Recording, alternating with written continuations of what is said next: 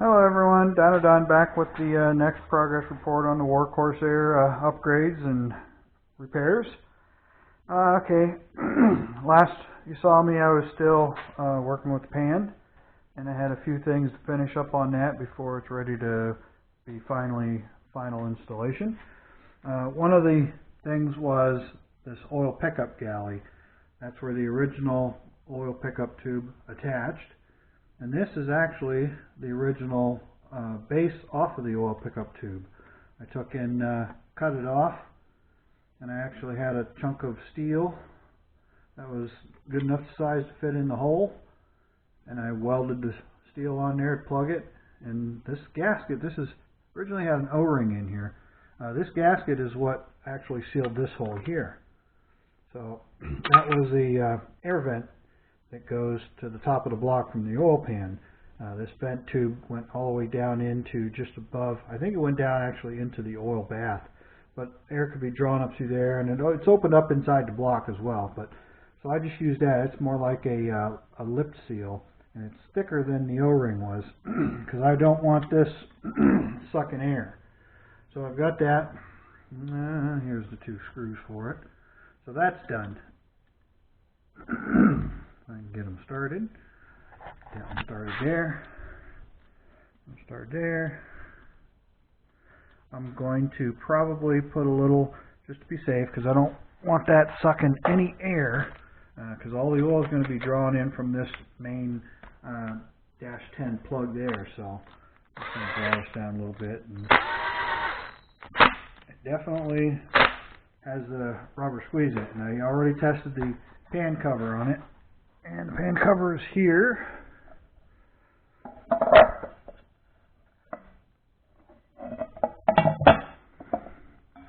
Everything fits good. I did throw this in the cabinet and gave it a quick blast. You can kind of see some little hazy spots, but this is clear on the bottom of the motor. You're not going to see it. So those fit good. Those are the right length. I've got all the screws for this now, so that's pretty much ready to go on. These are done. I blasted all these pieces too, just to kind of give them a consistent color. So that's all done. Almost ready to go together. So what I've been working on today is finishing up on this motor mount. I mentioned I needed to put some webbing in, some bracing.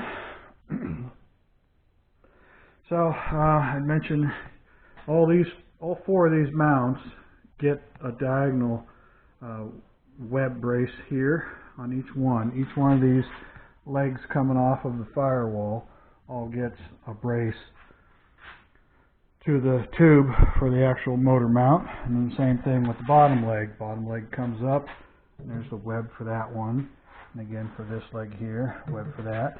And then where these two legs come together, there's a web there. So you got to gusset here, gusset there, here, there, here, here, and then these final two. So the only thing left now is, well, two things. I have to make the finger wraps to come around backside, and they'll be welded all the way around. That only gets like 0.35, so it's pretty thin material. So I got four of those to do. Top two, top bottom. And then once the engine's up on here, then I need to make the hoop here, because that'll help tie this in. You can see there's some movement there, but once it's bolted, it's solid, but it's just an extra diagonal brace, and it kind of covers kind of like a belt guard almost. And as you see, I got this all blasted and finished. These here, I mentioned last week when I was tightening one of these up, it actually just broke that weld loose.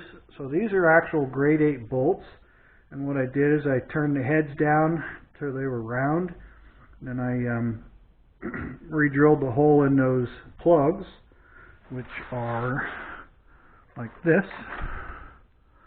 It's like that. So on the back side, I cut the heads down so it was a little smaller than this, and then I went in and I welded it. So it can't pull through no more, and it's welded all the way around, grade 8 bolts. They're a little longer than needed to be. Every time I do bolts, you always want to have just enough shank sticking out for 1-2 washers at most. The max you're allowed is 3. but I usually would throw one under the head, and if I was going to put two under.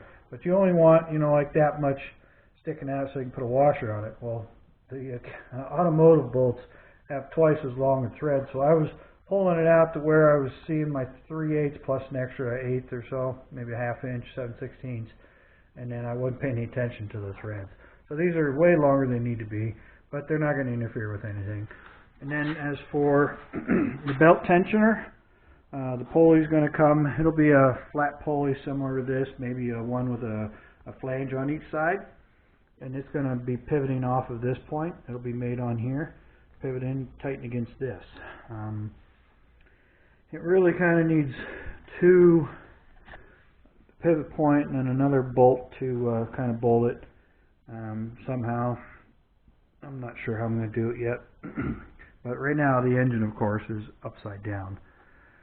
So that's done. That's nice and solid. I need to order 2 more bolts this length. It's an AN6-42. The 2 that I've been using on the bottom of the engine are too long. They stick out. They stick out quite a bit. And remember, these 4 bolts, all 4 of these bolts go into these 4 holes here. So those 2 on the top of the bottom of the motor go here, and then the 2 around the alternator go here. So that alternator bracket, I got to get that metal hoop to come up around here is all. And that's pretty much it. I was hoping to get this done enough that I could actually hang it, put it on here and hang it, but didn't get that far. Finishing up that stuff, getting that plate finished up, and I spent a good bit of time cutting all these, fitting them, and welding them in.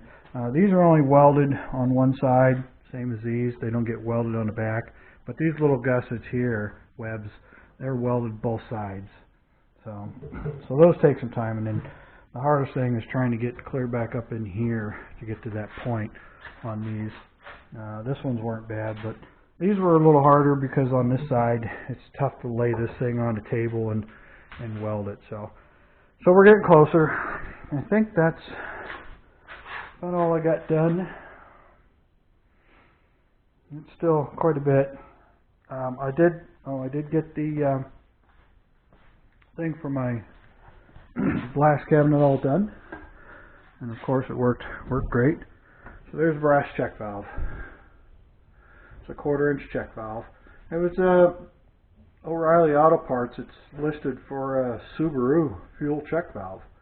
So the air comes in here. This only goes one way. It can't come back. And I was actually able to find, this is actually a 3/8 pipe to 1/4 inch pipe, and I actually found a fitting at the hardware store in the air compressor aisle where they sell the chucks and fittings and quick disconnects for air compressors. So that's all done, and I was using it today and working great, working phenomenal. So now I won't get any more water and glass beads into that. So good news is these elbows I ordered, the 1 3/4 90s, when I checked on them last night, they were in Pittsburgh, finally. So from New Jersey to Pittsburgh, it took like 4 days for them to show back up on the tracking. So I don't know what it is with New Jersey, but their USPS out there really sucks. It's piss poor service out there. Another one is Indianapolis, Indiana, I think it is. Theirs sucks ass too. I think that's about all I got going on. Then there's the sight glass for the oil tank. Like I mentioned, the bottom, we figure the oil pan is right about here, that plate. So the oil tank would have to kind of fit in here. It could come up on the side where the air cavity needs to be, and then I can come off of that with another tube to come up for the fill, to fill it up from up top. Sight glass, I'd like to put it somewhere to where I could look back in the fuselage or the open end of the cowling and see the sight glass to see where the oil level is. I mean, like I say, it could be mounted anywhere, clear up here, anywhere in here. But down here, the oil would have to blow up into the tank. And then there's a chance that the oil drain that goes into the motor, it can drain in and seep seep through the oil pump. The oil pump is behind here. This is all part of the oil pump, so the oil could actually kind of leak through there and leak through here and get into the motor and fill the motor with oil when it sets. That's what happens with the Rotex 912. That's why you have to roll the prop over several times until you hear this thing gurgling. And what it's doing is it's pushing the oil out of the bottom of the motor up into the tank. But if I keep the tank low enough, it'll probably minimize that. But once I get the tank, no matter where I put it, when I get oil in there, I'm going to pull the plug out of it, put a bucket under it, and I'm going to just turn the oil on and let it run, just sit all night or a day or two, and see if anything does gravity feed through there to where it's going to fill the bottom of the motor. So that's the only drawback to this system. I thought about putting a light check valve, kind of like what I just put in that. The check valve you can blow the oil through the tank, through the check valve, or the pump has enough suction, it'll pull the oil through the check valve. Either way it would work. But it'd have to be a good sized check valve so you're not restricting the flow. The inside ID of the pickup tube in this pickup tube that I modified, cut off flange for, that had like a 5/8, 9/16, 5/8 ID, so that's why I'm going with this. This is a 5/8 hole, so it's the same size as the original. So I think that's basically all there is for that. Like I said, I got the mount all blasted. I just got to put a shim, a very, very thin shim behind this bolt. I mean, you're talking it's probably no more than 30 thou, because it's a little shy of the other two. The other two are in perfect alignment. This one just got a little space, so I'll find a thin shim put in there, and then that's ready to go. That can stay on there. That can be torqued out. And then, then the only other thing is to make this other piece that's going to bolt to a hole in the top of the block underneath, and that'll reinforce this, because this is tight. I mean, it doesn't move. I can't get that to move at all, that plate, flexing that. And just squeezing on this, you could generally flex that thing. So, but that extra piece, that'll be 3/4 inch thick with a 10mm bolt just like this. Actually, I probably will be able to use, I had 3 of them, so that's probably long enough. If it isn't, I can nip the tip, and that'll be the bolt to finish that off. Alright, well, I'm just going to keep this one short and sweet. I've got my Ultra Black Permatex for putting the pan on. Once I'm positive I got everything done, we'll glue her down. I got to order the fitting for that. I did happen to find I did have this old fitting. It goes on there, but this will be a 90 degree. It'll come out of the tank into that, so 90. I can't have this too low because the muffler, it may hit the muffler. But it's going to be a tight fit either way. So that's that. And then I got to order one more this size to put in the tank. Actually, I need 3 more. 1 for here, 2 for the tank. Because you're going to have from there into the tank drain, from the tank drain to oil inlet. So I need 3 more, but I'm not sure if I need 45s or 90s. And oils for return line, a 90 won't matter, but for feed lines and anything like that, you don't want to use anything more than a 45. Oil, anything, any fluids, air, don't like to make 90 degree turns. So, but it'll be almost a gravity feed into the oil pump. If it's lower than pump, it'll pick it up, because that thing had to pick up in the sump of that pan, at least 6 inches anyway. So that's that. So there's some fittings to order. Hose, once I get it all in place and get the tank made and fitted where I want it, then I can order up some of that. I need to order 2 more bolts for the mounts, and I need to order some 3/32 cable to finish hooking up the rudder cables to the tail wheel steering. So I need to get enough cables, I think I need like 22 feet of that. It's almost like 11 feet per side, and maybe a little extra. So some of that 3/32 aircraft cable. I'm trying to think if there's anything else I needed to order. I'll have to think about it tonight, but I don't think for aircraft. Oh, the aluminum tubing. I need 1 3/4 tube to get working on this now that the hoses are showing up. But I can't work on that until that's up on there where it's setting where I can work on it. So, alright, I'm going to go ahead and end this one here. We're in the 15-minute mark. If I keep it under 18, I don't have to do any editing, splicing, and I can get them uploaded quicker. And it's already after 6:30. So, alright, I guess that's going to do it for this one. So, as always, appreciate everyone taking the time to watch my videos. Feel free to leave any comments, questions, or concerns. And I see most of them have been pretty soft on comments, but who cares? I don't. Some people ask some good questions. Other people ask questions that if they had the sound on, they could hear the answer. You know, a lot of.